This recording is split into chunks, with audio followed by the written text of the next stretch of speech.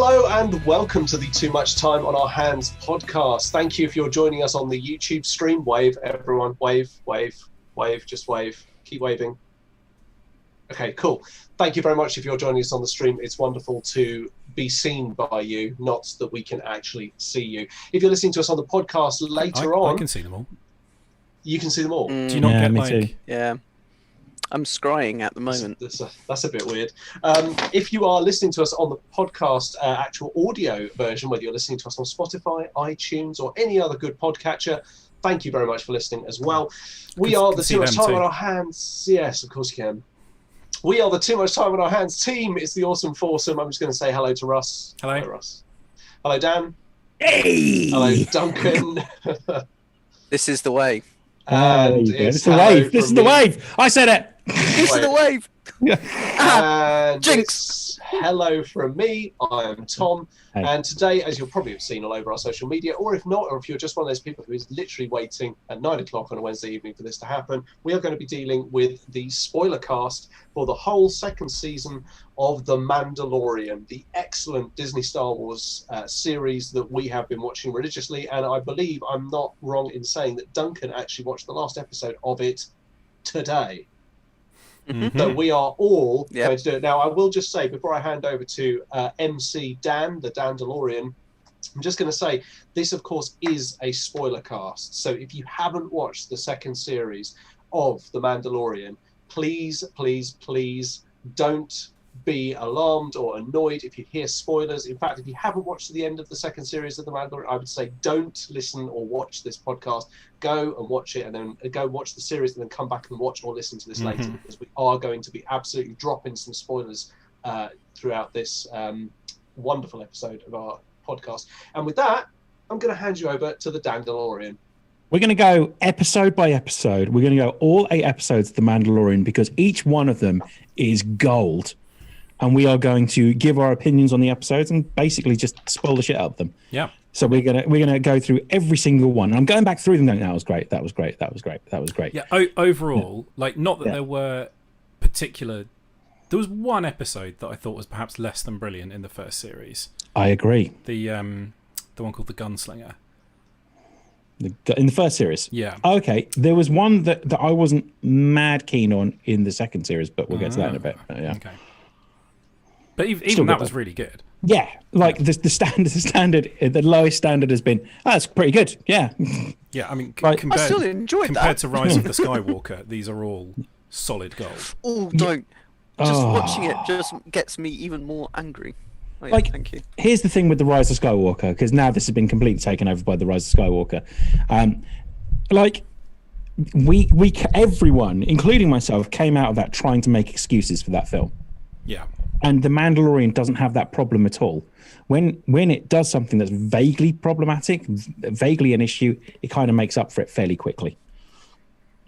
It just tidies everything up. I mean, it's just like, oh my god, look at the mess the Rise of Skywalker made and left these messy ends that scatter across time and universe and stuff. And Mandalorian just comes in and just goes, sweep, sweep, sweep, sweep, sweep, sweep, tidies it all up so that actually the future films set after when the Mandalorian is kind of make a bit more sense. I would also argue, though, that there are actually, I mean, I don't know, obviously the last episode, which we are going to talk about at some point, but I don't want to spoil it too soon. The ending of that does also raise some quite big questions, like which we will get to when we get to it. But I think there are maybe a couple that are probably not tidied up just yet, but I'd imagine they'll get tidied up. They've got like a couple of seasons to tidy up. We'll get to that at the end. Yeah. There's also the other thing I want to talk about on top of this is like just the state of the franchise as well. Like everything that was announced that we didn't get a chance to talk about before Christmas as well. I really want to talk about because some of it looks awesome. So, so let's start then. Let's go. Chapter 9, The Marshal. I'm just going to go down IMDb with their description as well. The Mandalorian is drawn to the Outer Rim in search of others of his kind. Now, and in doing so, he finds the sheriff of a town, who is played by an actor that I love, whose name I'm immediately forgot. Timothy Olyphant. There we go. And he's wearing Boba Fett's armor. So, like, the first thing you see is Boba Fett walking into a bar, basically. Yeah, that was quite a Can good I fake just out, quick- because you go, it's Boba... Hang on, that's not Boba Fett. He's too skinny. It's Boba Fett. Too Boba young, Fett. too unscarred. Also, I will just say, just quickly throw that in there. He's looking specifically for other Mandalorian because he believes that those Mandalorian will be able to help him find the Jedi. Yeah. Yeah, bit of a leap of logic. And so that is why... And that is why you see, when you see Boba Fett and you think about his past with Jedi, you begin to think, fuck, maybe this isn't... You know, you see Boba Fett and you think, shit, he's not going to help. He's just going to be a dick to him. Yeah, we'll get to Boba Fett in a bit. But it's so this guy's wearing... Yeah. But it's actually the bit before he even gets there, when it's at the pit fight thing. And the that Gamoran is... pig yards. For me, that was like, oh, this is amazing already. I just knew I was hooked. That was incredible. I love the look of that town that they're walking through, with the weird creatures that can't come too near the light. They were very cool. Definitely, that's very cool. It was just the way suddenly the child Grogu sort of realizes some trouble's coming and just goes and shuts the thing. That was awesome. And then it goes, oh, I thought you said you were not going to kill me. You're not going to kill me. I'm not. And it just leaves him hanging. It's fantastic. The fights. That's a bit of a Batman definition of I'm not going to kill you. Yeah. I'm going to throw you off this roof and then the ground will kill you. I didn't kill him. Shoddy workmanship, the ability, the fact that I was able to cut through this rope killed you. Sorry. It's generally, from the first episode, you realise they were going to lean into nostalgia on this one, and that fan service was going to be ramped up, but at the same time, still doing something original and very, very cool. The bits in it that were nostalgic were either real throwaway points, like the fact that the marshal, or the whatever he is, he's a sheriff, isn't he? Has got a speeder that's made what looks like Anakin's pod racer engine. It's little things like that, or they are things that are integral to the plot that weave into the Star Wars tapestry that people have known and loved. So crate dragons. Yeah, as a key point. So the first experience I ever had of crate dragons was playing Dark Forces, the original Dark Forces. And when you get kidnapped by Jabba, you have to fight bare knuckle a crate dragon. And you always hear about crate dragon in the expanded universe.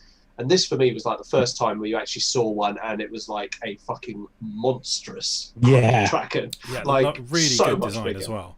Really cool. Really scary. It was the fact that it was living in a dead Sarlacc pit as well. It killed the Sarlacc, couldn't it? I think that's kind of meant to hint at how Fett escaped, wasn't it? Maybe like the Sarlacc that ate him got attacked by a crate dragon. He somehow slipped out or something. So in the expanded universe, Boba Fett has escapes from the Sarlacc by effectively incinerating it from the inside. So when he falls in, he is knocked unconscious and is effectively... if you've ever read the stories of the Bounty Hunters, Tales of the Bounty Hunters, I think it's called, it's an expanded universe novel. It deals with like all IG-88, Dengar, Boba Fett as well. Boba Fett is plagued by nightmares of his experiences inside the Sarlacc until eventually he incinerated it from the outside, from the inside out, and he was found by Dengar, who was an Imperial assassin who you actually see in The Empire Strikes Back. He's rescued by Dengar. He's found basically as a sort of a meaty lump of, ruined flesh, and has been, slowly rebuilt. And the Boba Fett you meet later in that story is kind of he's got new cloned legs and all sorts of replacement body parts and things like that, which is obviously not what they've sort of taken from, and with this version of Fett we actually see later on in the series. So this is where the super fanboys started kicking up a while ago, that the extended universe not being part of this was a massive problem. Now, I would argue that what's actually happened is meant that the likes of Jon Favreau can go back and go, what did we love about the extended universe, and put our own spin on, and then start popping it back into the timeline. Which is the only way to do it. The expanded universe is so big, and so built around Luke, Leia, and Han and Chewie, that you can't just incorporate it and lift it wholesale, but you can pick the awesome elements from it and bring them in.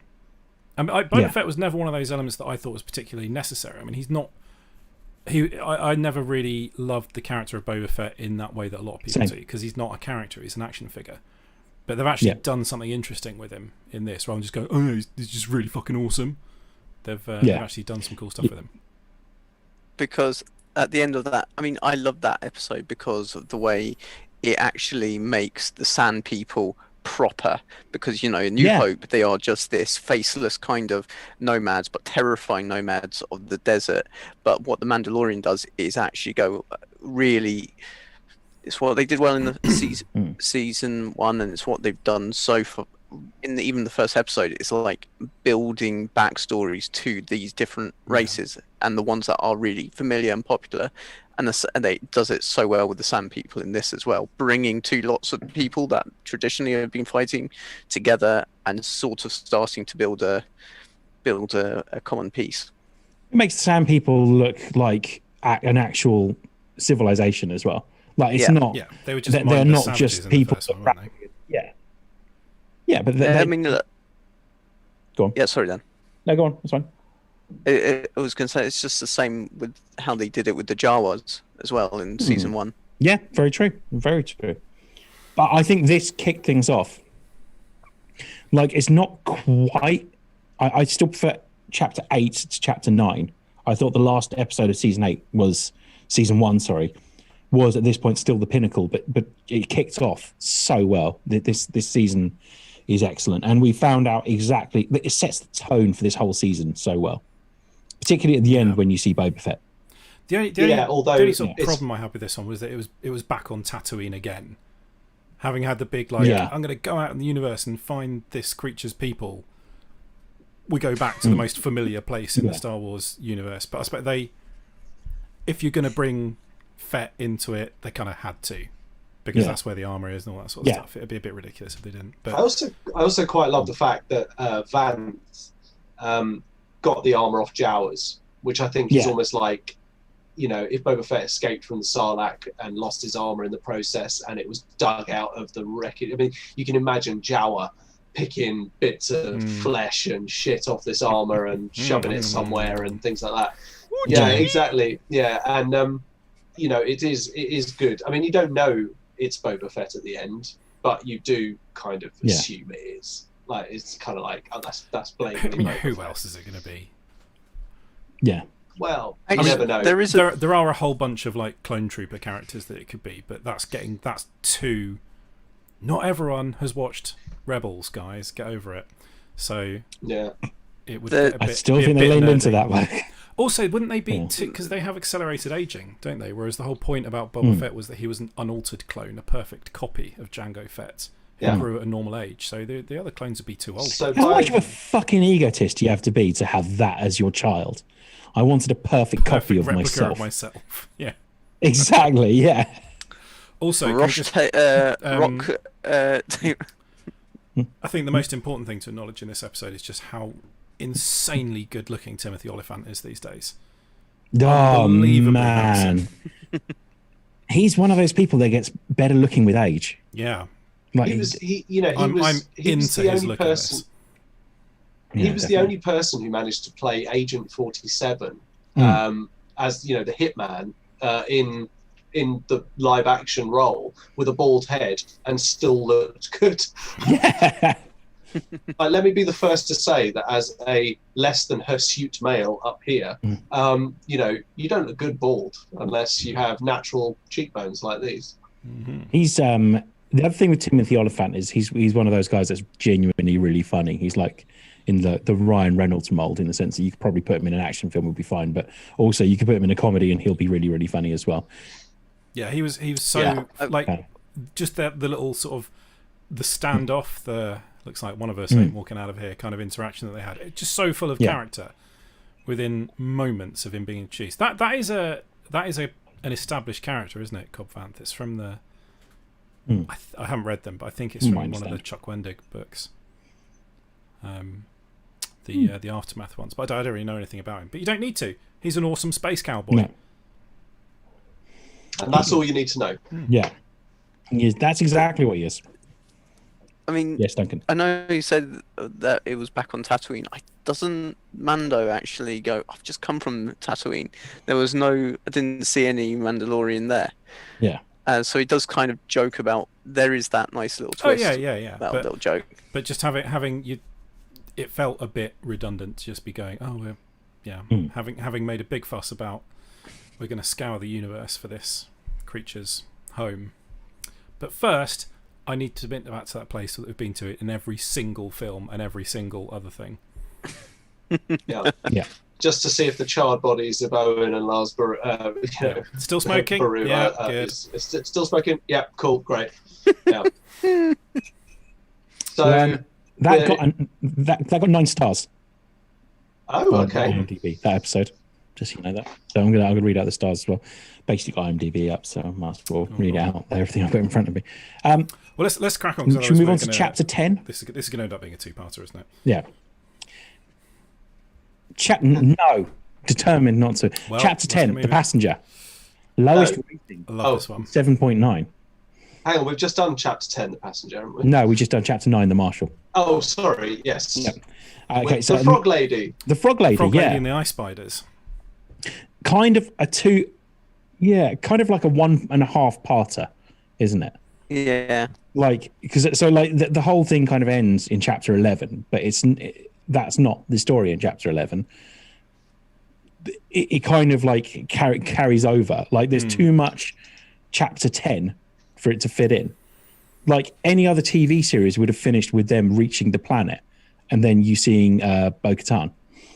But this one just did we don't care that this is only a 35-minute episode. This is what's happening in this episode. Yeah, no, what do you think of the Frog Lady anyway? I liked it. I thought it was great. I know a lot of people didn't like this one. I don't know, some people thought the whole Frog Lady thing was a bit silly. I know a lot of people were very upset by Baby Yoda devouring her unborn children quite so gleefully. Like, to the point where it really upset a lot of people. Yeah, it was a bit weird. But it was quite a nice MacGuffin to have. I think it was a nice way of slowing after such a bombastic start to the series. It was really nice to have a kind of a slowing of the story that was actually necessitated by the physical fragility of the eggs. That they couldn't travel at hyperspace, that they had to travel at sublight speeds, and so it opens them up to the potential for a little bit of trepidation. And of course they run into 2 X-Wing starfighters who of course are hunting the Mando because of his involvement in that prison break. So it's a really nice kind of, there's a nice circular sort of thing to this, that his past is literally coming back to fuck him up a bit. They essentially do oh god, it's a roadblock in like any film where they've got to cross the country. That's essentially what that is. Like the 2 cops like pull up side by side. I'm going to need to see some identification there, and then they've got to try and bust through the roadblock. I loved how crap he was ends with Ice trying to talk his way out of it as well. He was just admittedly, it did. Yeah.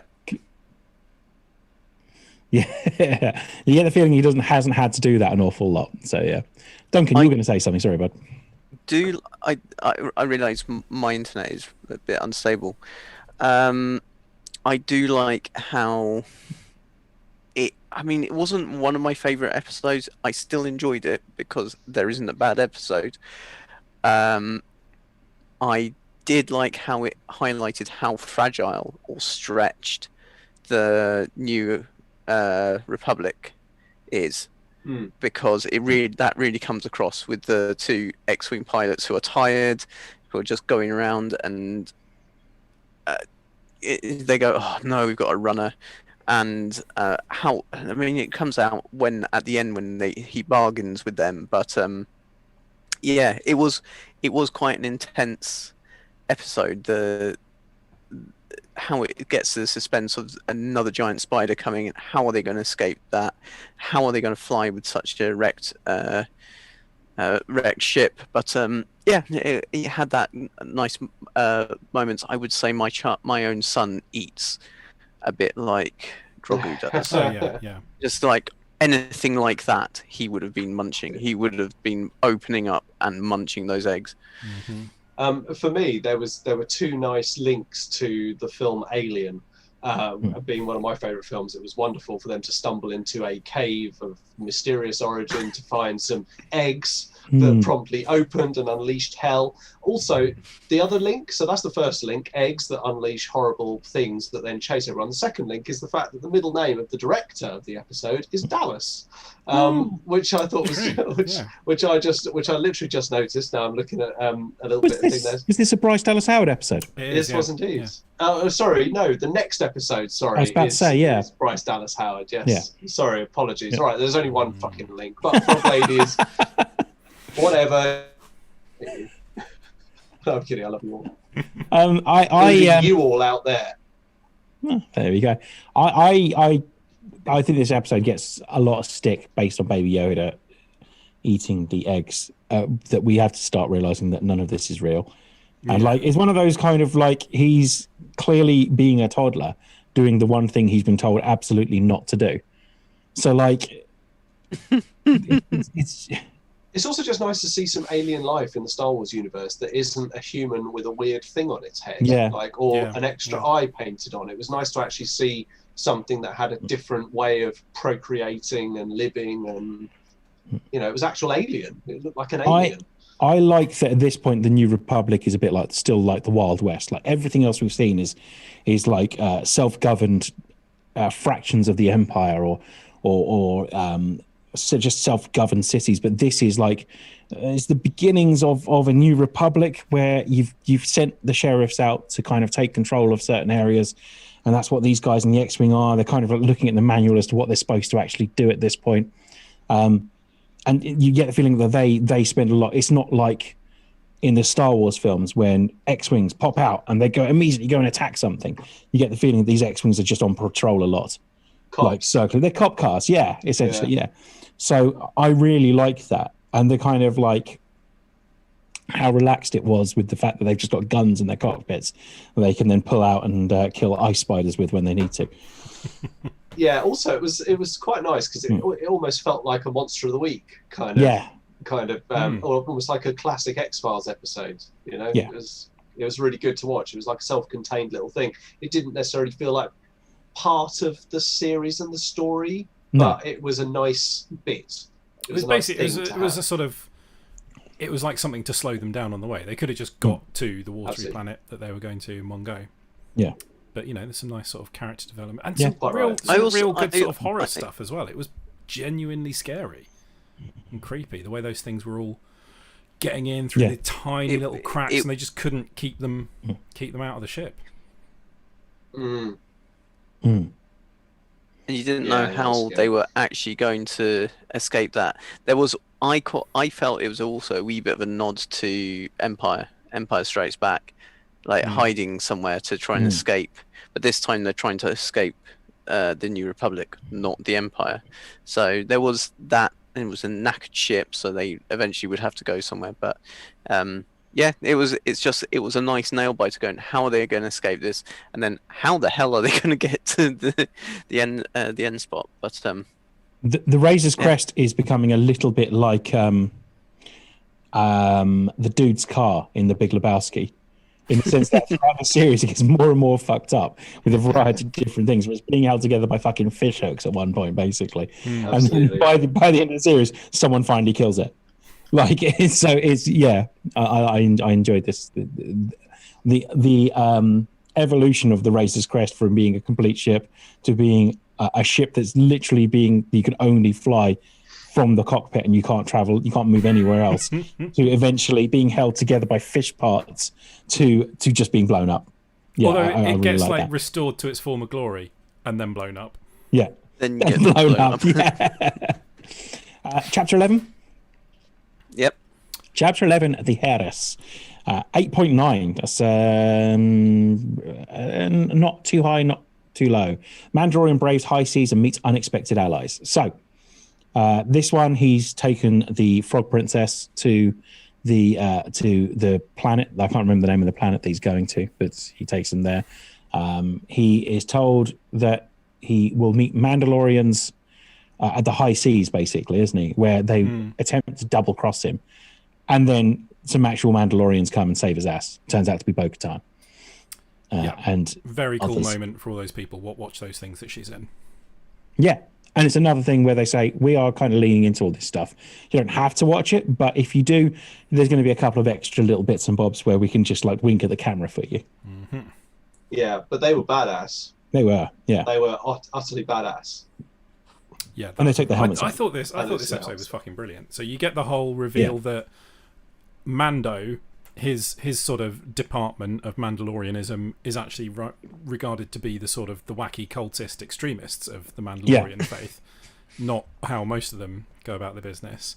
All the business on the boat was very cool, with the big fish thing eating the baby carrier, and then you got a fucking awesome heist of that freighter.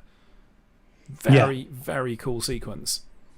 That was kind of unexpected, actually. That was an action segment that was just suddenly like, cool. Yeah, they fit a lot into 45 minutes in this episode. Yeah. And then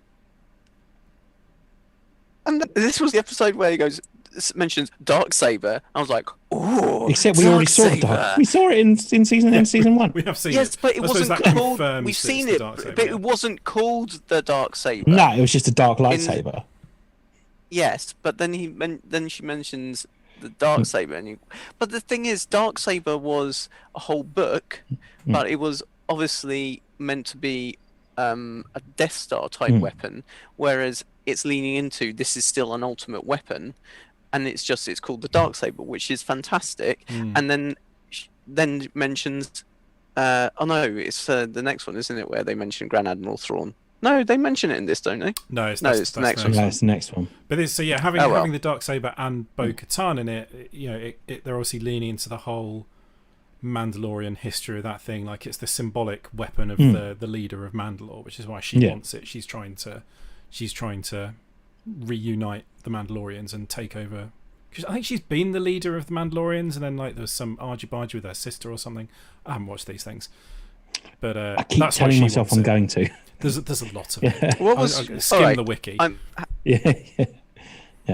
Hands up. What was she in? Because I obviously haven't watched everything. Rebels, wasn't she? Yes, Rebels. She's in Rebels, I think, or Clone Wars. I don't know. Right. Yeah, I will watch it. There's loads of people that watch this that tell me they are really good, but they're also they're a children's cartoon. Yeah, I'm not being funny. The Star Wars films are children's films. I know, but there's only one of them every now and then. I'm not going to go and catch up on 6 seasons of Dora the Explorer because it ties into a film. Oh, imagine the Dora the Explorer extended universe is something special there. So it's actually just reading a bit. She's a former member of a Mandalorian group known as Death Watch during the Clone Wars. She opposed the ideals of her sister, and then someone called Pre Vizsla was usurped by Darth Maul. And she formed the Night Owls to oppose him. Maul was driven off Mandalore, so Bo-Katan becomes regent of Mandalore until her refusal to follow the new Emperor Palpatine results in Clan Saxon being placed in power, and that's when she accepts the Darksaber from Sabine to lead their people. But obviously she's lost it at this point because Gideon has it. Yeah.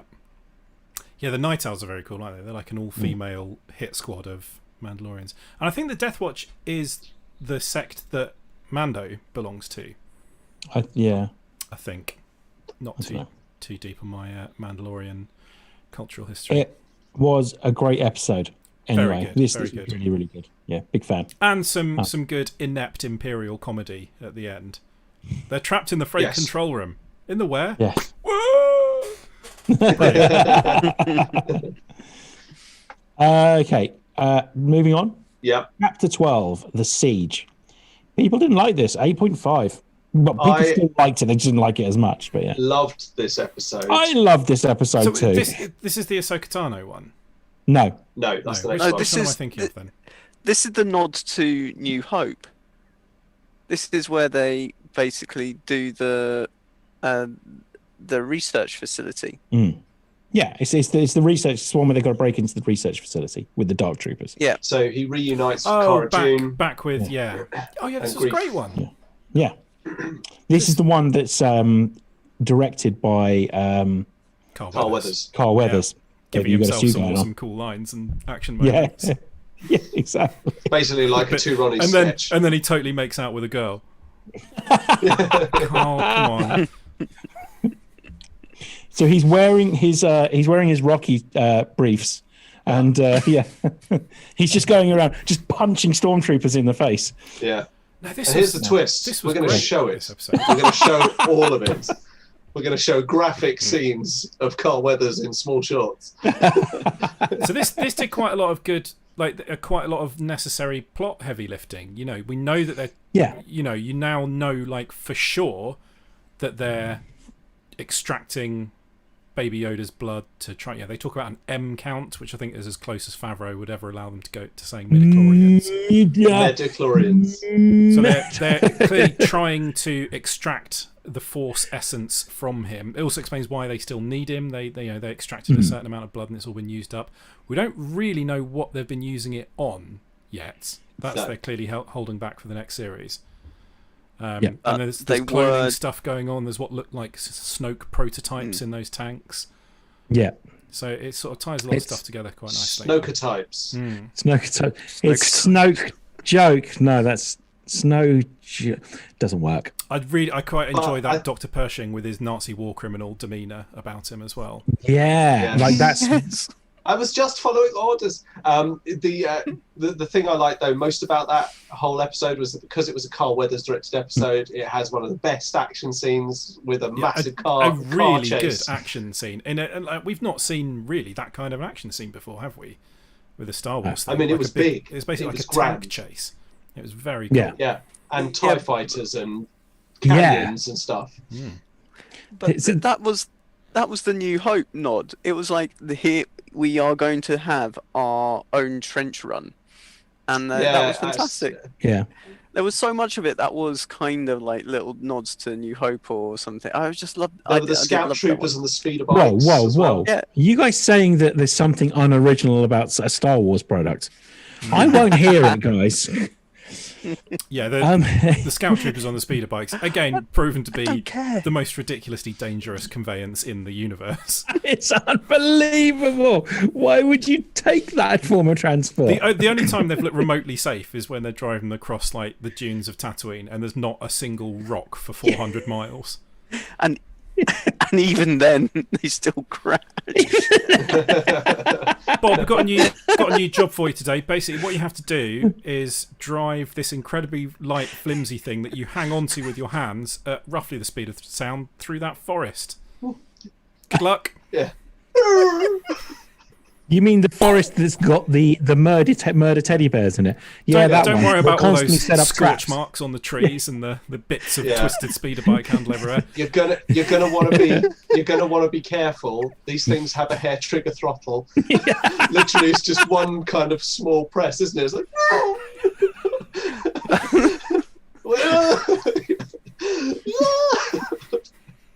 That's amazing. He's literally left his armour. If you watch it, and a bird hangs in the air for a second, then plop. And a bird's fart will unstabilize it. If you watch Return of the Jedi in the right way, when the speeder bike pilots take off, you can almost see the resignation in. Oh, I was kind of hoping I wouldn't have to do this. Yeah. But even so, in this episode, in the chasing, like 2 of them explode just by crashing into shit. They're not even getting shot at or anything yet. They just, we kind of expect an attrition rate of 30 to 40%, and when people are just going down the shops, so if they're actually chasing someone, you have to expect at least half of them to explode. So this is the thing as well. Like all it takes to destabilize is those 2 very delicate fins at the front are the stabilizers that Luke in Return of the Jedi basically sidesteps at the last second and just slices the fins off the front of that thing, and that's it. It's gone and explodes in a fiery death ball. It's basically a Reliant Robin of. Yeah, it is. It's unreal, but. I'm always happy to see them though. At the same time, who didn't want one? Who wouldn't exactly? want to drive one? I'd like to try one for about 10 meters. Yeah. And then, ooh, that's enough for me. Thank you very much. Yeah. All in all, excellent action episode with some really good sort of overall plot linkage happening as well. I thought this was a great one. Definitely. Yep. Yeah, me too. Need your help. Next up, the second highest rated one. Chapter 13, The Jedi. Yeah, well, I mean, this was just fucking Mandalorian brilliant. travels to a world ruled by a ruthless magistrate who has made a powerful enemy. This is a film they managed to condense into an hour. Yeah, and it's excellent. The look of this episode was phenomenal. It was so stylish and so cool production design. Anytime she pulls the lightsabers out, it looks like the whole scene's lit up by those lightsabers. But I know that's not how it works because that's not movie sets. But it looks like the lightsabers are like the main light source of the action. They were the only truly bright thing in the entire episode. Yeah. Everything else is this muted palette of browns and greys and yellows. I absolutely loved the aesthetic of the Jedi in the mist and that citadel wall. Almost, if there's someone who's going to be able to get in past this impregnable looking wall, it's going to be a fucking Jedi. Also, from the off, it's not diplomacy is always the best option. She's straight up stabbing motherfuckers. Left, right, centre. Badass as well. Ahsoka is just amazing. It was the thing is, it was a cross between a computer game where the mission is you've got to breach this really dark town that's overtaken by someone horrible, plus kind of like a Japanese a classic samurai defeats the big bad baddie kind of thing, because it was very kind of very samurai, wasn't it? The village was very kind what you would consider the kind of Middle Ages or late 16th century, 17th century Japan type thing. I like the walled big village. At the thing that gets sliced in half. That's so fucking cool. It's probably closer to how George Lucas, I think, imagined the Jedi as sort of samurai warriors that I think he was able to do. He's never been able to make them like samurai warriors. He's always made them like space monks, whereas the Mandalorian, setting the scene and setting everything straight again finally makes the Jedi proper feel like samurai warriors. And Ahsoka Tano is probably the best character that you would want to embody that, considering the fact that she was Anakin Skywalker's apprentice. She was trained by the person who would eventually forsake the entire order and massacre it. That she has somehow found some redemption and has wound up here. Like it's the traveling nomadic samurai kind of existence. She's like a Ronin wandering from place to place. It's perfect. Absolutely perfect. Like, again, I'm not too up on the backstory on this, but I don't think she really considers herself to be a Jedi at this point. But she left the order well before Anakin actually turned, but she encounters Darth Vader, and in fact Darth Vader in the Rebels series, and during the end of their fight where she almost bests him, she destroys part of his mask, and he actually comes back from the dark side for a split second and cries out her name before you see the sort of seeping fire back into his iris, and he is Darth Vader again.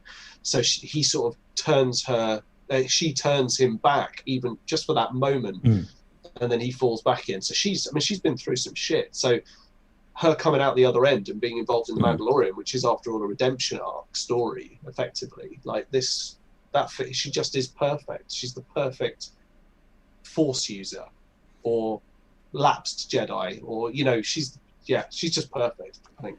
Couple things as well. Go on, I Declan. like the color of her lightsabers, because they're white, but they're kind of a greyish white. So my first impression was this is a slight nod to a grey Jedi. Yeah. The one that, well, not a grey Force user. The ones that aren't quite totally light side, but they're not dark side either. I know that's very extended universe, but it does. I never really. They kind of hinted at it. I never really liked the grey Jedi thing. Yeah. Like It's just I thought that was just a term made up by people who wanted to let Luke Skywalker do Force lightning on people. Yeah, they wanted Luke Skywalker to be able to bone people. So like that's what you do. I don't like the idea of there being like light side powers and dark side power, and even like the powers being specific things. Like, I will do Force push, Force pull, Force heal. That's game mechanic ways of working it, where you need a different button to do different things. I can imagine that in the films it's more just the Forces manipulating energy in certain ways to do certain things. You can make certain things happen, but it's what your intentions are that makes the difference. Kyle Katarn is probably the closest we've ever gotten to a proper grey Jedi, a Force user who is ultimately doing good, i.e. not subjugating people to his rule and murdering senselessly. He utilizes the Force as a tool with which to achieve his goals, and he's recognized in the expanded universe. Like I think he's one of the foremost battle masters of the Jedi Order, but is still considered something of a grey Jedi. Neither necessarily, it's specifically that he's a grey Jedi. He's not a Sith. He's not a Dark Force user. He's a grey Jedi. He's a Jedi who straddles the lines. But almost like Qui-Gon Jinn is probably a grey Jedi to some extent. Follower of the religion, but not necessarily hampered by it. A couple of points, though. A couple of things I loved about this episode. The assassin droid, from what I understand, they're from KOTOR. I've never played KOTOR. So they're the HK assassin droids. Yeah. The fight between Ahsoka Tano and the Magistrate with the Beskar rod, which is really cool. And then like the standoff with the Mandalorian and the guy that's like, I'm just kind of doing this for a job. We don't really have to do this. Yeah. Corporal Hicks. Yeah. Yes. There you go. Yeah. It's Michael Biehn. Who literally talks now like a fucking, 80-year-old, 40-a-day chain smoker. Yeah. Yeah. Great episode. Really, really good. Really well put together. And just continuation of the awesomeness that is this TV series. Should we move on to the next one? Let's go. The third highest rated episode, which surprised me a little bit. Chapter 14, The Tragedy. The Mandalorian and child travel to an ancient site. I didn't love this episode. This was my least favorite of the series. So is this the one where he gets kidnapped? Yeah. Yeah. Yeah, it felt a little... I don't know. I don't think this was my sort of favorite. They repeated like a lot of it. For starters, they went out of like, look, Boba Fett's being a badass. Look at him being a badass. Look, he's a badass. He's not an idiot. I did enjoy when I saw that. Stormtrooper I faces knew you wouldn't like True. that. No, so this whole series swung me round to Boba Fett. Like I'm kind of on board with Boba Fett, but this episode, this series has given him a character. It's made him interesting. Yeah, exactly. Whereas the last episode felt like a film they somehow managed to condense to just under an hour and not feel rushed. This episode felt like it was an episode that was managed to repeat itself an awful lot. Like the bits where he has to keep going back and seeing Grogu there kind of like shaking in the Force like signal thing that he's sending. And he kept doing the same thing over and over again, and then goes ahead and rushes things like, I'm Boba Fett, I'd like my armor. I'm Boba Fett, I've got my armor. Like it's just like really rushed. This whole episode felt like they didn't put much time into a lot of it. And they put too much time into some of it. I believe that actually that could have been a sort of a beginning 5 or 10 minutes of the next episode. Yeah. Because it felt like unnecessary agency, if you know what I mean. It just felt like oh, okay, so we've got an episode here, but there's the last two. There's something we just need to bridge it here.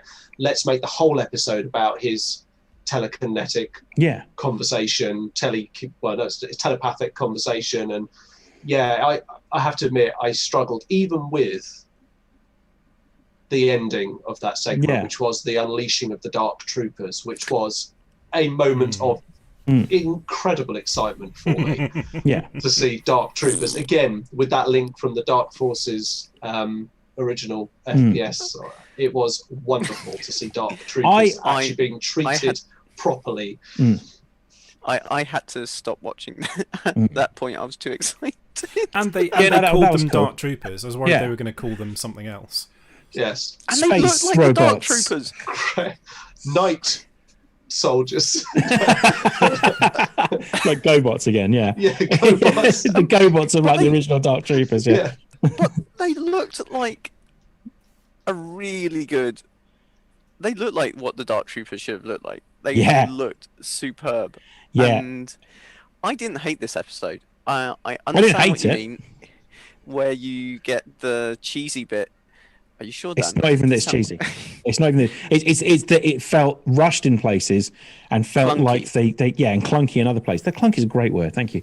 It's like how I think you probably should have done it is he goes into his weird like hypnotic telekinetic thing, which by the way is the cutest Baby Yoda's ever looked. Yeah. Like, and that's up against some pretty fucking stiff competition. But how you do it is you see the enemy on the horizon. And you see Boba Fett moving towards his ship and like him trying to figure out like what he's going to do, whether he's going to stop Boba Fett getting to his ship to pick up the armor or whether he's going to stop the bad guys coming.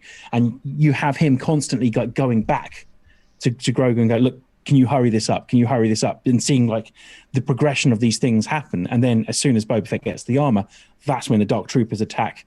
They put up a fight, but eventually the Dark Troopers steal Grogu. It just felt like they beat someone back. He goes back. Are you done yet? They beat someone back. You done yet? You beat someone back. You done yet? Oh, Boba Fett's got his armor. Like it just. Yeah, they're constantly going, kid, come on, we got to go. Like it was obvious that that's not going to work. No. That was a bit frustrating. The various. I don't know. I suppose I didn't really like. I didn't mind Boba Fett taking his opportunity to run in and steal the armor. No, I didn't mind that. I didn't really like how hard suddenly Boba Fett was. Like and as soon as he put his armor on, how he just went super kick-ass. I didn't mind him being necessarily super kick-ass, but he did feel just a bit too kick-ass. If you know what I mean, he was just a wee bit. Well, too hard knew, because who knew that his knee I have armor? a problem with that. Yeah. Who knew that his knee armor had guns on it? Knee guns. I don't have a problem with Boba Fett kicking ass. I just thought it was a bit. Boba Fett's not got his armor, but he's kicking ass. Oh wait, now Boba Fett's got his armor and he's still kicking ass. It's just a bit. It was rushed. That's all. Yeah. Yeah. I did love armor him was pretty snug. Casually taking down those two ships with one shot, and then cool guy walking away from the explosion. Which is fucking awesome. Yeah, I'd say they made me like Boba Fett whilst not actually liking the episode very much. Also, I do like the episode. Some important resolution plot-wise about Boba Fett there. So it's established that he is a Mandalorian, which is never really. Well, he's a Mandalorian as much as Mando is. Yeah, it's not a species, is it? He was taken in. He was a foundling, and he is entitled to wear the armor. Mandalorian is a unit of distance, not. So yeah. The Kessel Run 12 Mandalorians. Yeah. So he is in canon now. He is allowed to wear the Mandalorian armor because it's never been totally clear whether he really was a Mandalorian or was just wearing Mandalorian style armor. Yeah. But when he does the script and it comes up and gives the genealogy, it's like, oh, that's really cool. Oh no, hang on, it's not. He wasn't the foundling. So Jango Fett was the foundling, and so he's allowed to sort of inherit it. So it's cool that he's got the armor, and then I mean this episode was half setting up his series as well, wasn't it? Really, especially with the little post credits bit at the end. Now my other issue with this episode, and it's kind of an issue with the next episode as well, but I really liked the next episode. Was we need to put a team together? You son of a bitch, I'm in. Like it was like they're putting a heist team together by the end of it, and he's almost like, yes, I need to go get that little kid back, but it's not affected me emotionally in any way. I need to put a team together. Let's go Ocean's 11 on this. He conveniently goes, I've got this debt of honor to you, so which the technicalities of which do mean I have to come with you and get the kid back. So. Yeah, and she's got a debt of honor to me. So you son of a bitch, I'm in. So just to point out, Ming-Na Wen is 59 years old. No, she's not. She is. What? I know. No, you're Unbelievable. kidding me. No. When I stand up after doing this podcast, I'm going to need to spend a good 5 minutes going, oh dear, because I'm sitting on a hard chair. So, like, I can't imagine that. There's 59. That's nuts. No, okay, so she's not 59, but she is 57. Oh, okay. So, I mean, it's like all bets are off then. Silly me. Terrible for it then. Yeah. Fair play. She's incredible. Chapter 15. Sorry. Yeah. They've made her character quite cool as well, because she was just sort of a general purpose, I'm an awesome assassin type in the first season, and then it went no further. I don't miss my shots. She's apparently now half robot and very cool. Yeah. This is why I owe myself to. I'm in service of Boba Fett. But I was also knocked into a pit when a blind man spun a ladder around and knocked me over. Yeah, and basically, I mean, that's the Groucho Marx moment, isn't it? Yeah, it really is. Boba Fett, where?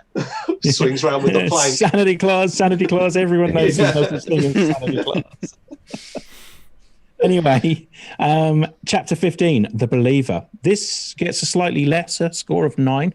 I loved this episode personally, though.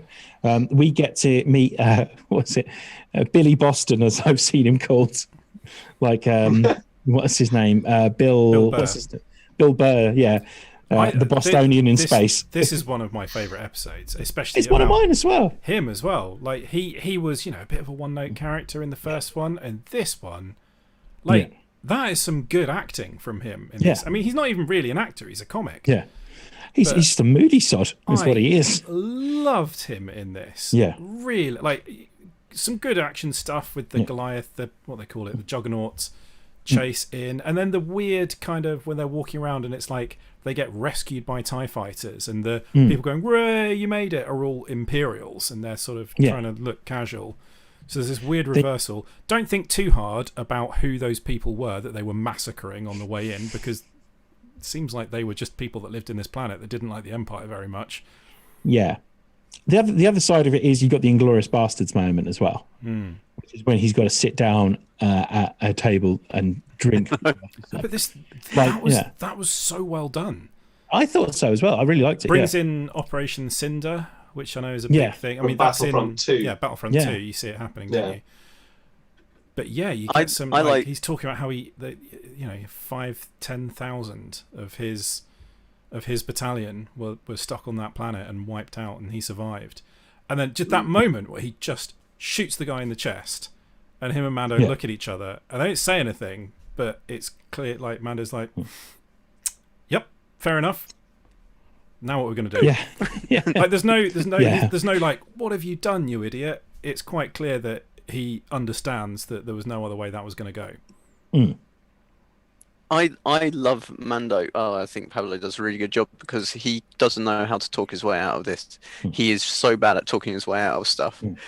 Really bad. Yeah. And he's very uncomfortable because he's just taken off his helmet and just going, you just did you do what you have to do to survive. So, and that's the whole theme of it. And one of my favorite bits is just when he's getting picked up by Kara. I mean, I just love the fact that she's back in it. I love her to bits. I think she's awesome. And when he just sees her, goes, "Oh," he goes, "Well, as long as he's not with you." Oh God! Well, I suppose I don't have a choice, do I? It's brilliant. So, and it's a nice little. Doesn't feel like a rushed redemption arc for him either, and you can tell he has got some serious battle scars, and it's literally when he sees that officer that he flips, because you kind of get that feeling throughout that he's potentially going to throw them under the bus, but actually the reason why he really isn't going to support the Imperials is because of Operation Cinder, and that's that. And that his last shot, his leaving shot, and you go, okay, he was actually a really good shot once, and where he just blows up the whole thing, going, right, hang on, give me that, boom. Yeah, and then you get 2 seismic detonators out the back of Slave One, which was just a proper squeal moment. Damn it, I was just just about to bring that up. Like in atmosphere, like I also I still love that weapon. I still love the fact that it's completely silent as it boom, and then it's that awesome noise. Not that a seismic charge would work in a vacuum of space, of course. Well, yes, but apparently there is sound in space in Star Wars, so fine, whatever. Yeah. Who cares? No, the other thing that was really interesting, I know this, but it's the concept that this was the Imperials being the rebels. This is them building up a form of terrorism to destabilize the New Republic so that people welcome back. You learn what the mismatch of the Empire is.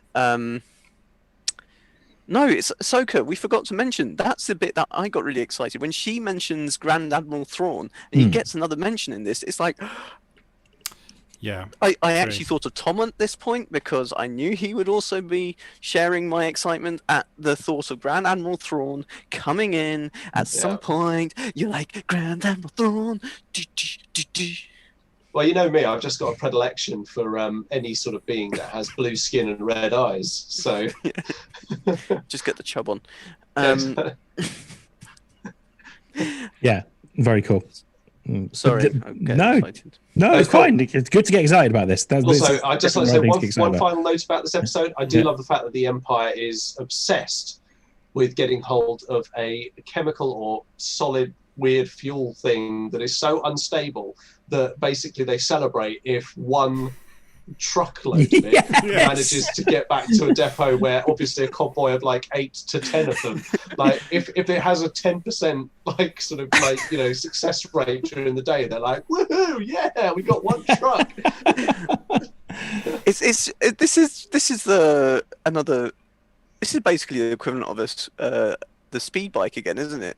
The speeder. It's like we're gonna transport this in the bumpiest way possible, even though it is one of the most unstable. Why didn't we stick it on like a freighter, like spacecraft? That'll take like seconds, like just up in space across the planet, and then they've been shown to have like, you know, sort of repulsor sleds that just hover over the ground very smoothly.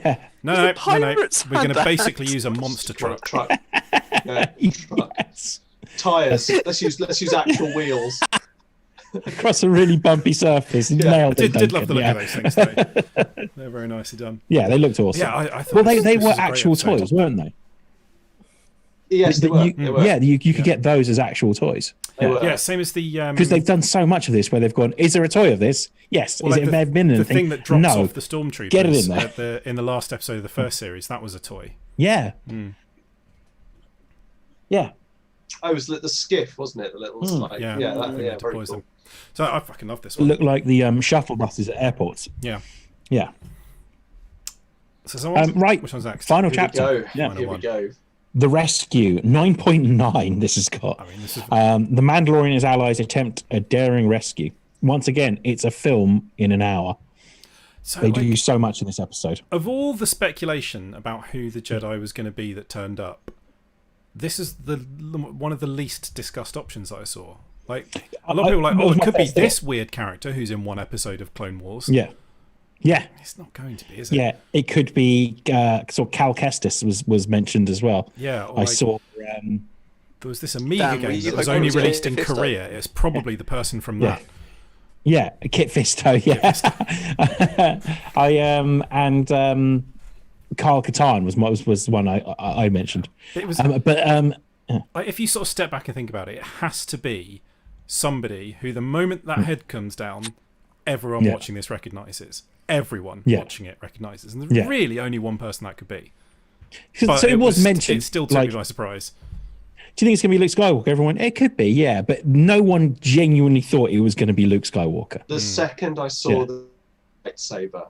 Yeah, when the green lightsaber opens up. Not even when it actually zoomed in on the hilt, and you could definitely tell that was Luke's lightsaber hilt. It was the second I saw the green lightsaber, I was like, that is Skywalker. One hand in there glove, is no one else. Not. Yeah. It was Luke, and of course, actually, that was when it all fell into place. It had to be Luke. Yeah, well, and when they're looking at the scanner and they go, one X-wing. Yeah, one X-wing, And why is Gideon looking so fucking petrified? Yeah. Because he knows who is coming. Because he knows that Luke Skywalker is the person who has killed Darth Vader, reportedly killed the Emperor, is almost single-handedly responsible alongside the rebellion with destroying the Death Star and putting the Empire into the place it is right now. A single Death Star with that red marking, a single X-Wing arrives with those red markings, like, and you're Gideon, and you, I mean, Luke Skywalker is like a messianic figure by this point, like, fucking petrified. That's why he's scared. He knows who's coming. Have you played, does anyone mind if I spoil the end of Fallen Order? Jedi Fallen Order? I don't mind. No, go for it. No, Russ? Okay, so it ends with whatever happens, and then all of a sudden the doors open and Darth Vader's standing there. Yeah. So like you fight the final boss, and that's hard, and Darth Vader appears. And he just like walks towards you, and it's one of those fight scenes. You're fighting, you're doing everything you can. You could play the game perfectly, but there is no way of beating Darth Vader because he's Darth fucking Vader. Like, so like the whole time he's just relentlessly chasing you. And then it becomes about running away from Darth. You start by trying to fight Darth Vader, and then it ends with like, no, this isn't going to work. I need to run now. And eventually you obviously escape. But like, that's what this felt like. This felt like, okay, who's Luke Skywalker? Well, he's relentless. This is the equivalent of Darth Vader in Rogue One, which is that he is just absolutely unstoppable. There is nothing you can do to stop him from getting from this point to where he wants to go. And to a certain point, we've never seen Luke look that badass in a film. It is actually perfect because like you were saying earlier about how they're put from the expanded universe in to make us feel like some of that is being acknowledged and respected, and in the expanded universe, in the sort of 5 to 6 years after Return of the Jedi, Luke Skywalker is described by most of the characters as like you say, as practically unstoppable by reputation alone. When people who have watched him fight say that it's almost like watching something that you can't quite see because it's moving so fast. Everything is so, he's perfectly in tune with everything. When he's using his lightsaber to deflect blaster bolts, it's like that you can't even detect the motions that he's doing. He's so in tune. It's like, and the thing is, like, 3 to 6 years after after Return of the Jedi, he's not even at the apex of his powers yet. He's a Jedi Knight. He's not even a Jedi Master yet. He's not even the head of the Jedi Order yet. He's not at the apex of his powers. He's still growing, and this is like, it's like Skywalker 3.0 by this point, isn't it?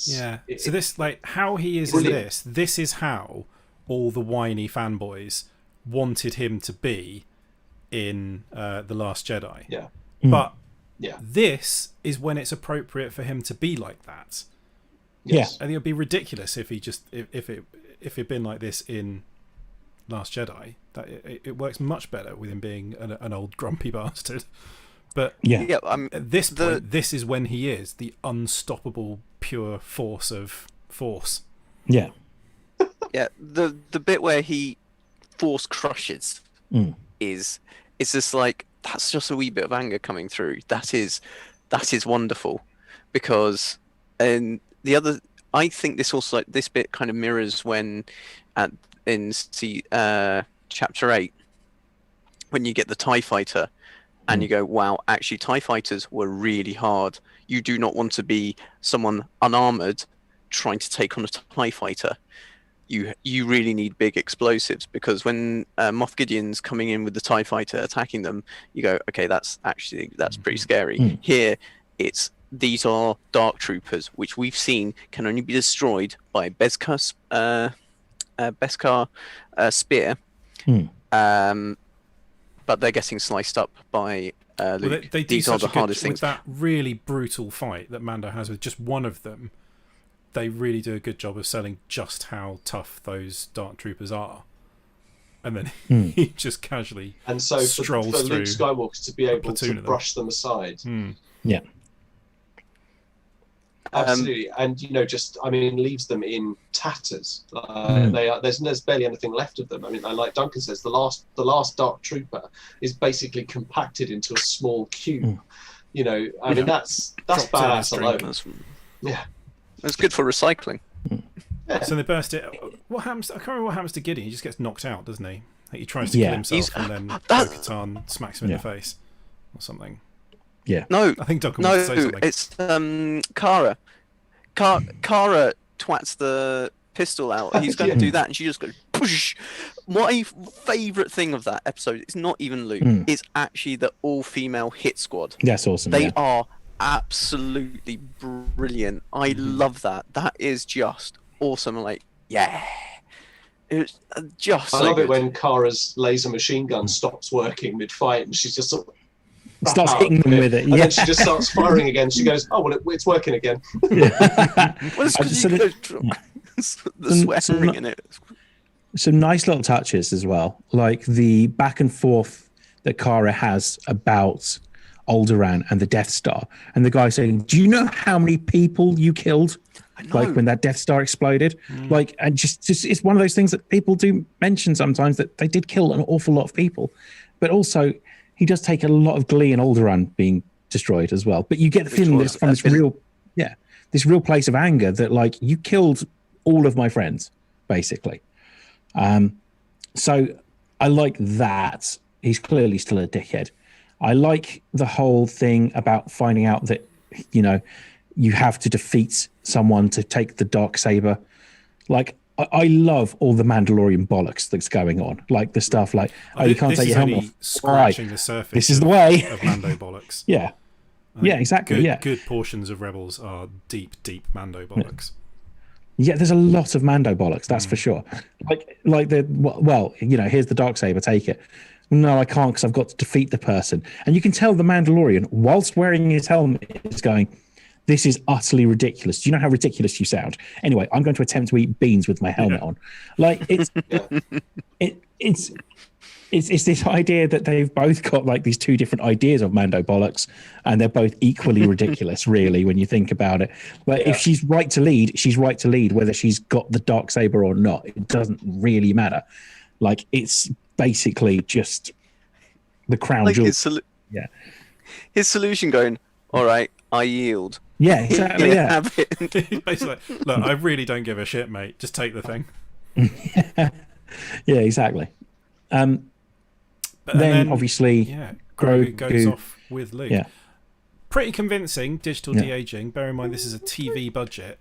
Luke looked better than Leia did in Rogue One, or Tarkin did. Although Tarkin was far too featured. You know, they've got the bit like him just being a shadowy cloak. You know, it did quite well. I mean, you could tell it wasn't real, but I think it was fine. It was really, I thought it was very good. It would have been nice if he'd smiled a little bit, like, because he must have been quite happy to have found another. That's what's another one of difficult the to do. Mysterious race. I was about to say, maybe if he smiled, went. That's when it starts. I think they deliberately went for he's just going to be like monk-like serenity throughout the whole thing, because it's far easier to do convincingly than like trying to do different emotions across a face. That's where.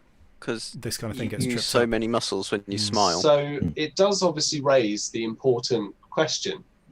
Of course, there's Series 3 and Series 4, and I'm sure that Grogu will be a part of those in some way, shape, or form. But there's also that serious question of, there's no Grogu obviously around. Is he one of the Jedi students who's massacred by Kylo Ren and the Knights of Ren? You know, I think there will be uproar if that happens. I think you have to assume that he didn't. I think what they've done is they is part of the whole age of him is he's just too young to have been involved in anything yet. It's not going to be until he's like 150 years old that he's actually getting involved in stuff properly. Yeah. So I think they can easily say he's still a kid for the next like 50 or 60 years. Like well beyond the timescale of anything. Well, where you can go, well, why the fuck didn't he turn up in Rise of Skywalker and sort stuff out or something? Yeah, like the film. Yeah. So why didn't Grogu come up and rewrite that film? I think they've got a good out there. He's just away with the babysitter or something. Yeah. Well, or they contrive it so that he's back with Mando by that point. Yeah. Yeah, maybe. And they're doing something else. Like, 50 years old wouldn't Mando be at that point? Yeah, but you could if they do like another series where he's like this grizzled beaten up armor like Mando, I would be all in on that. But who knows? Maybe Mando and and Bo-Katan, refound the Mandalorians, and he's part of their culture, or I don't know. Maybe he's a Jedi ambassador, or I don't know, who fucking knows? Maybe they bump Beskar cod pieces. Who knows? Just like Also, Yep. that Also was could very happen. emotional. I don't mean that. Yeah. It was a nice emotional ending as well, especially because he removes his helmet, and you're like, I'm not crying, you're crying. Well, I mean, that you knew that was coming, but it was a lovely little moment. And when Luke goes, it's not that he doesn't want to go; he's asking you your permission.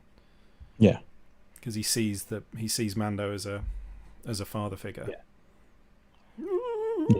It is wonderful. I mean, we can't deny as fans that there was a chill running down our spine when we saw Luke Skywalker taking Grogu back to and R2-D2. I mean, it was wonderful seeing R2-D2 with Luke, and it just reinforces that bond between the two. I mean, the shit that those guys have been through, that we've seen, the stuff that we don't know about, that you can just. I mean, they're always together.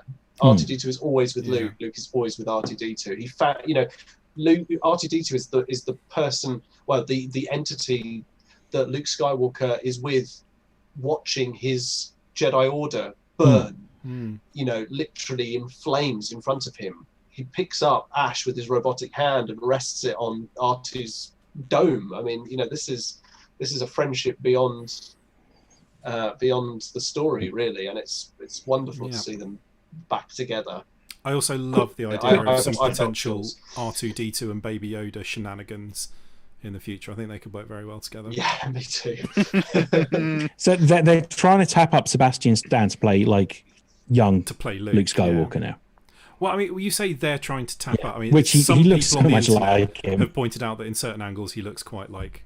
No, apparently Disney are trying to tap him up to bring him in. That man is going to be all over Disney. So there is that. We got 15 minutes. Yeah, well, it's fair fucking play. We got 15 minutes to talk about the new Star Wars stuff that was announced as well. On top of which we can start with Boba Fett. Oh yeah, the very end credits. Yeah, after the credits. Yeah.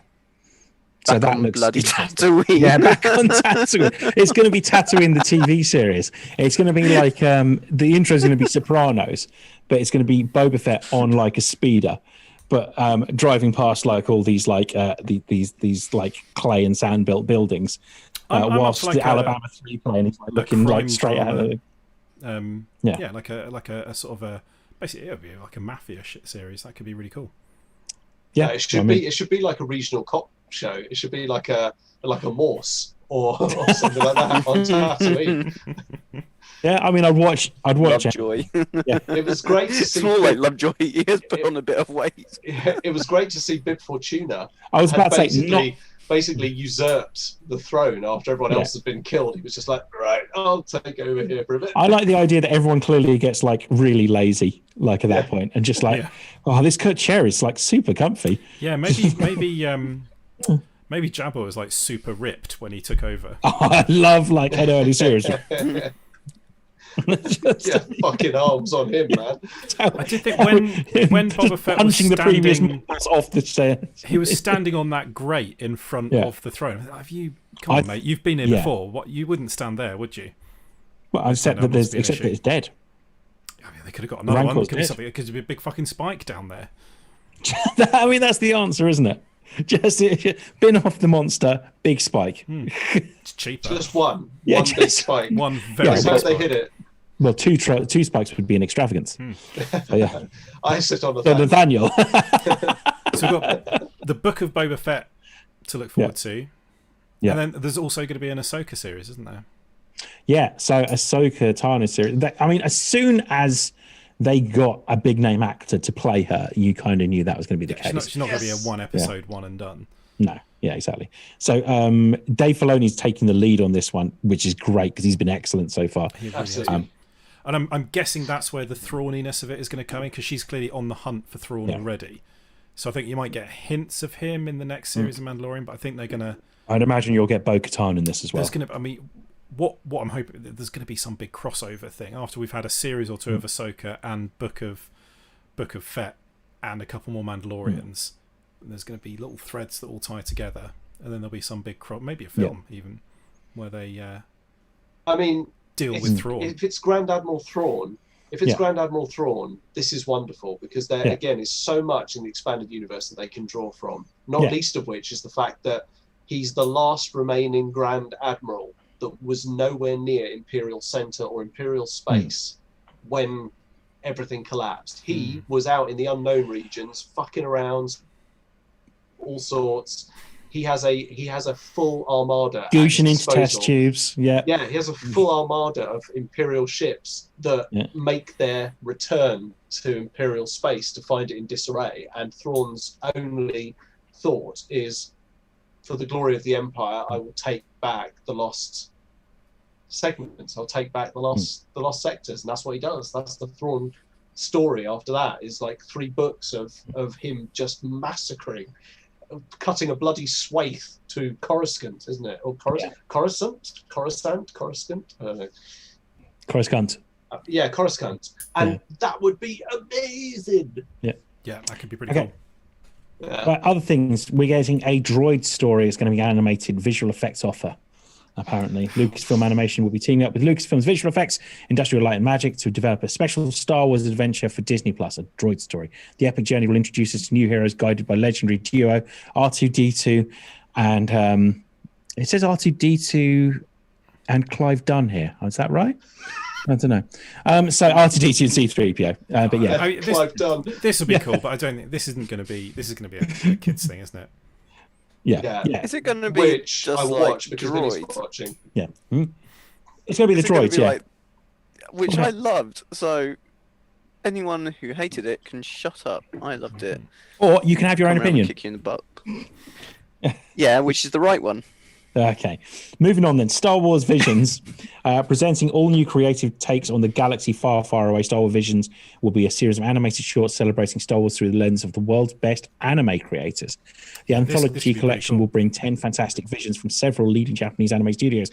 So for me, it reminds me of Halo Legends, which was fucking awesome. And the Animatrix as well was the other one. That I don't know if it's some of it might be a bit kind of like a what if-y kind of like... Yeah.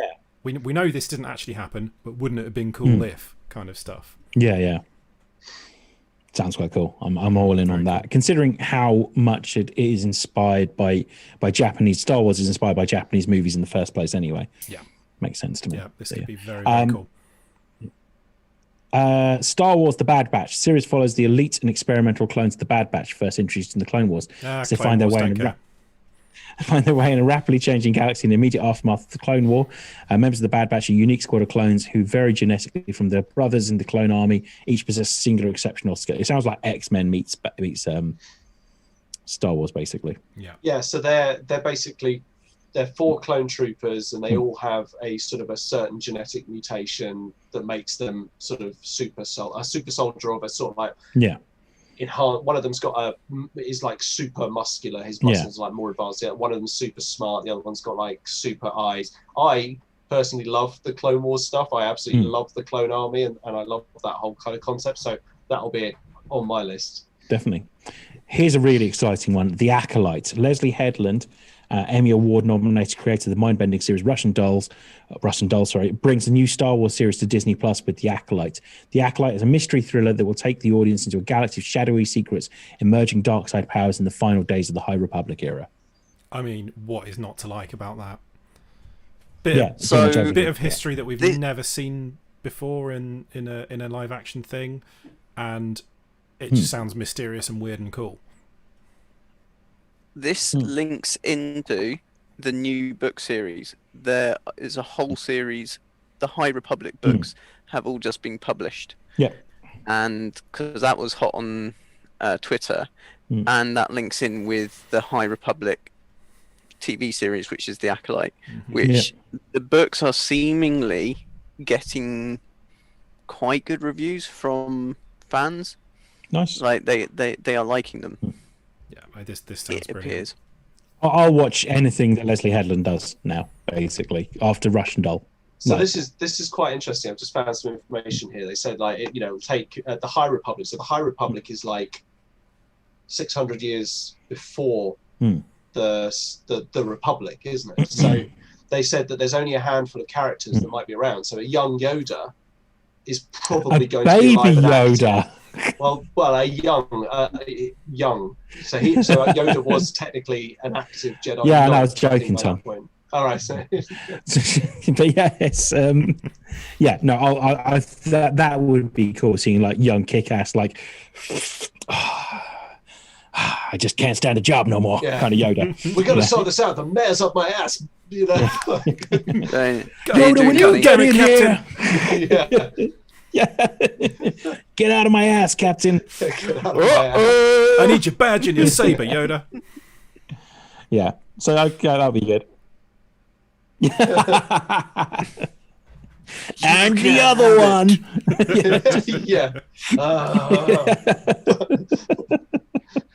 Or just leaving the door going, just one more thing. Yeah.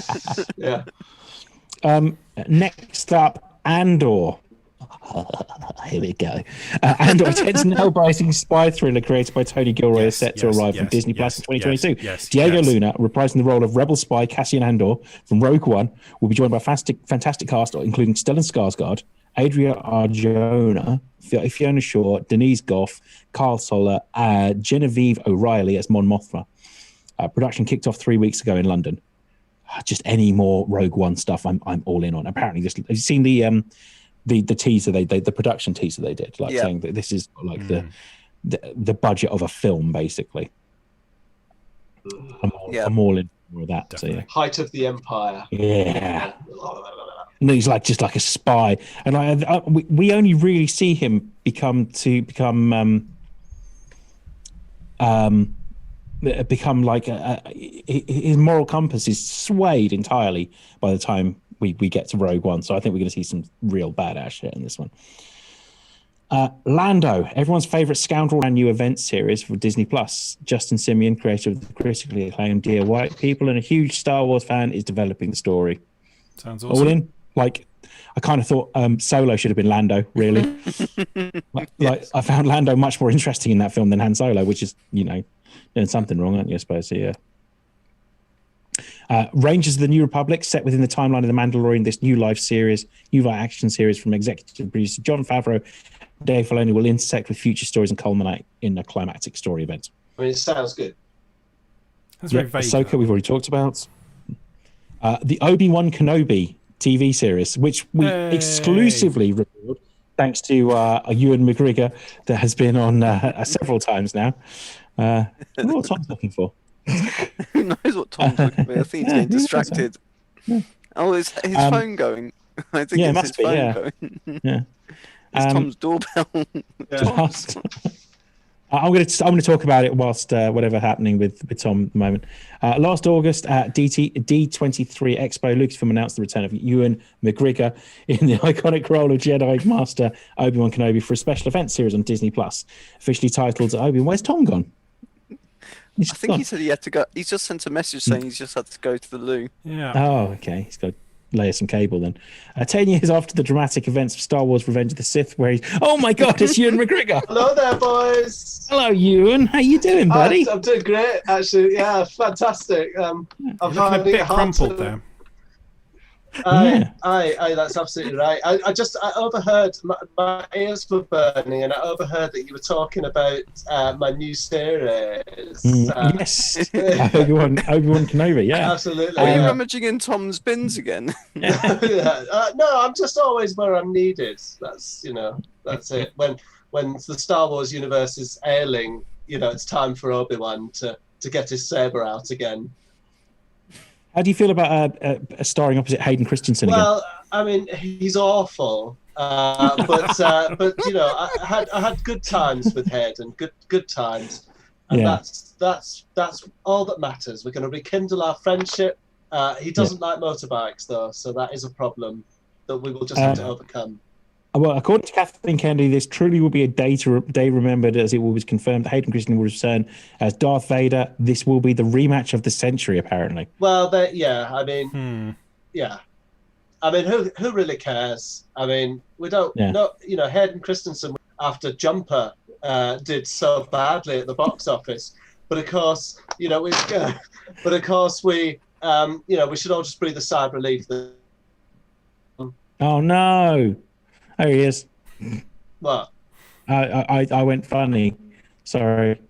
Oh no, you're fine. Okay, cool. That's fine. Sorry, I'll shut up. Yeah, anyway, thanks, Ewan.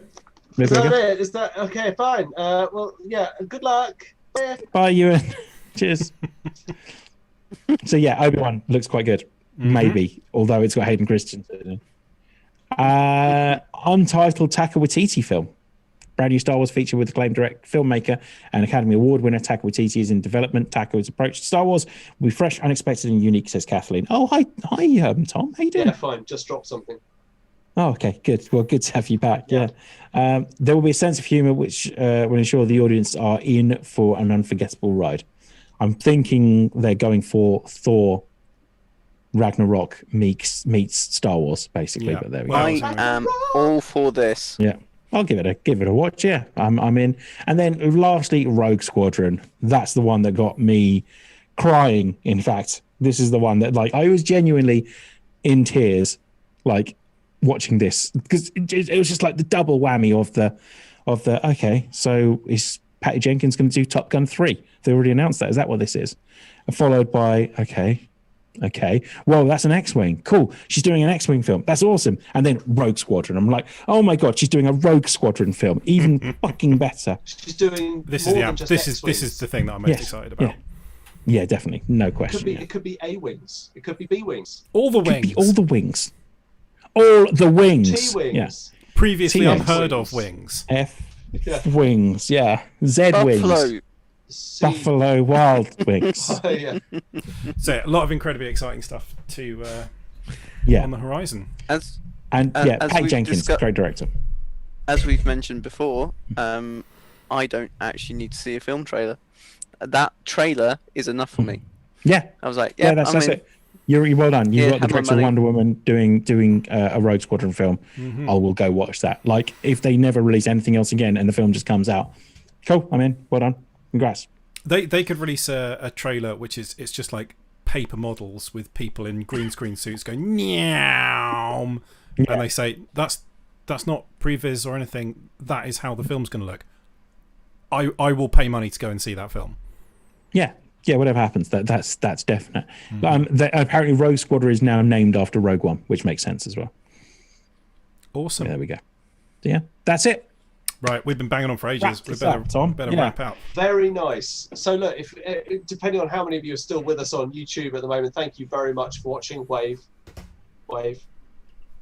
Just wave at them. Thank you very much. And if you're listening on the podcast on Spotify, iTunes, or whatever other platform, thank you very much as well. Don't forget you can interact with us on social media, on Instagram, Twitter, or Facebook. Just use the handle @TMTOOH. And with that, I'll say goodbye to Russ. Ta-ra. I'll say goodbye to Dan. Bye. I'll say goodbye to Duncan. Now, babes, this is the way. It's goodbye from me, Tom. This is the way, or it is the way, or it's the way. We've had a way. It's a way. We are away. Thank you very much for watching. Thank you very much for listening. And on that note, let's cue the music.